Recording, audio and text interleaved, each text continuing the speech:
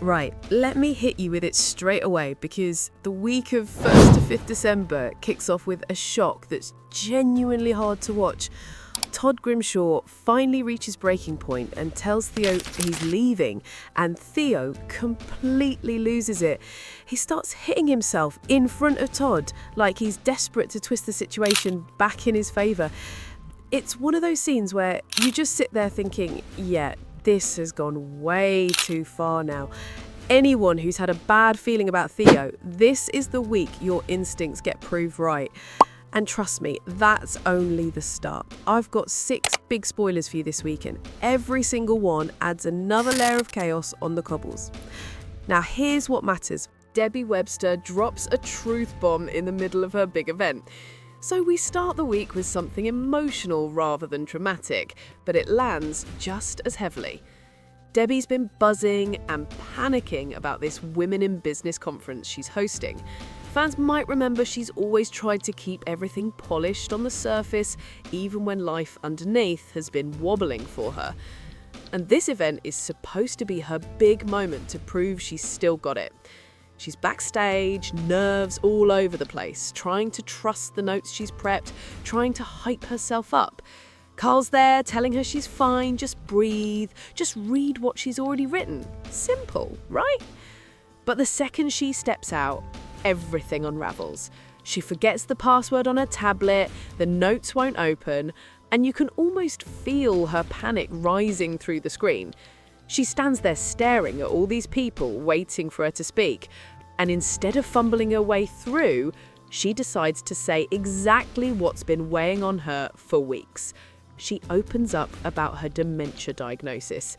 No hiding, no polishing it up, no pretending she's got everything under control. She just tells them straight, and the room goes still. It hits hard because viewers might remember how long Debbie's kept things bottled up. Seeing her finally say it out loud in her own way is one of those Corrie moments where the whole street feels human again. Her future's uncertain, but the way she faces it shows she's still fighting. And honestly, she might need every bit of that strength because the rest of the week is chaos. Todd Grimshaw reaches the point of no return with Theo Silverton. This is the storyline that will have everyone messaging their mates saying, "Did you watch tonight?" Todd's stuck in that flat like a prisoner, jumping at every noise, hiding from people passing by. Theo keeps tightening the grip, giving him orders, telling him to lie low, pushing excuse after excuse onto him. You can feel the walls closing in. Summer pops up, confused about why Todd keeps cancelling plans. She's got that instinct. She knows something's off, even if she can't see the scale of it yet. And when she spots movement in Todd's window, the whole street piles in, thinking someone's breaking in. It's classic Corrie. Chaos at the door, everyone turning up at once. Todd's forced to pretend he's only just walked through the door after a drunken day in London. His face is cut, his excuses are thin, and Summer's eyes say everything she's not ready to voice. Then Theo starts this whole fitness tracker routine, setting goals, planning Todd's days, talking like Todd needs to mould himself around his schedule. It feels suffocating just hearing it.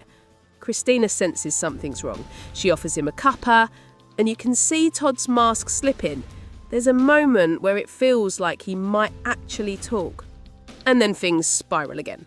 Because when Danielle arrives and Theo blames Todd for her going to Tenerife with the kids at Christmas, that's it.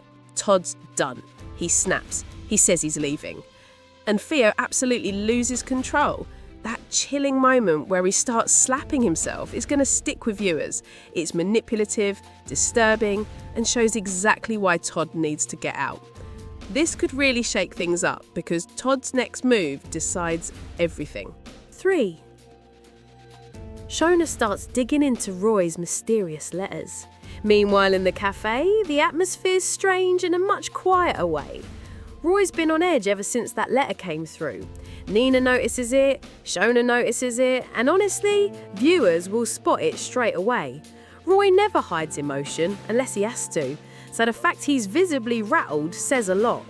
Shona, being Shona, gets curious. Maybe too curious. She starts looking through his mail to figure out who he's talking to. She's acting from a place of worry, but it's one of those moments where you know it's going to blow up later. This storyline feels like something small now, but Ryan's secrets really stay small for long. And the last time he kept correspondence hidden, viewers might remember the chaos it spiraled into. So whatever he's hiding, it's going to mean something big soon. If you're still watching and enjoying the spoilers, hit that subscribe button. It helps more Corrie fans find the channel, and it means you won't miss next week's updates. Right, back to the drama. 4. Becky Swain reaches breaking point with Dee-Dee Costello. Now this one goes from shady to terrifying in minutes. Lisa tries to convince Carla she's serious about wanting to be with her, which is already complicated given their history, but then she goes straight to Becky with new information about Costello's attacker. The name Soap comes up, and Becky pretends she's never heard of him. But she meets him anyway, they exchange phones, the sirens go off, and suddenly you can feel Becky realizing the walls are closing in faster than she expected. Then comes the moment that had me shouting at the screen. She finds out Costello's coming out of his coma, and instead of running or covering tracks, she storms into the hospital, grabs a syringe, and moves in like she's about to finish what she started. Lisa's walking in at the same time, and that tension is unreal. One wrong move, 1 second too slow, and the whole storyline flips on its head. She ends up sitting beside Costello afterwards, acting calm, even chatting with his daughter while trying to memorize his iPad password. It's chilling how quickly she switches. But here's the twist. Kit finds Costello's phone. And viewers know exactly what that means. Becky's whole plan could collapse any minute. She's skating on the thinnest ice, and the cracks are starting to show. I can't believe they're going there again with this kind of criminal tension in Weatherfield, but it feels like the build-up to something explosive. Number 5. Will Driscoll snaps when Megan and Daniel get closer. Over at Wethy High, things get messy in a completely different way. Will's excited about Megan possibly joining the staff. He's got that look, hopeful, maybe a bit too hopeful. But Daniel's also been watching her with that quiet charm he always turns on when he fancies someone. So when Megan tells Daniel she's got an interview, he takes his shot and asks her out.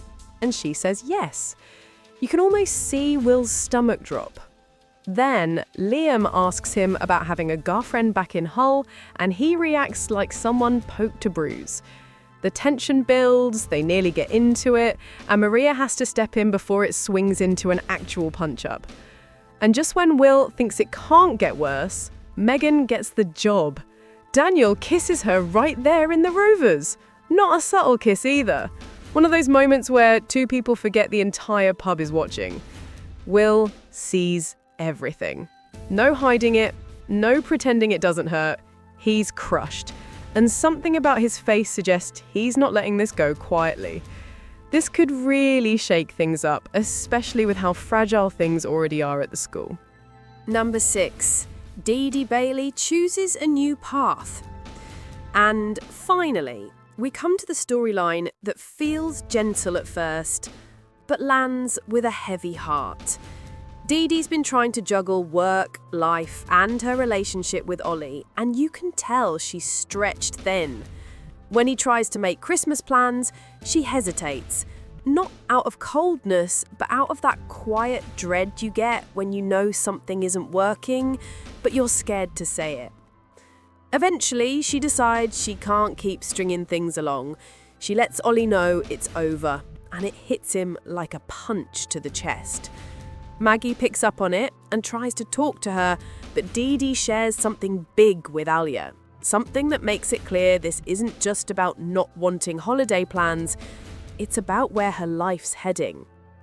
Fans might remember the last time Dee-Dee reached a crossroads, she made choices that completely changed her future, and this feels the same. There's talk she might leave before Christmas, and honestly, the way the storyline's shaping up, I wouldn't be surprised. Weatherfield feels a little emptier every time one of the good ones goes.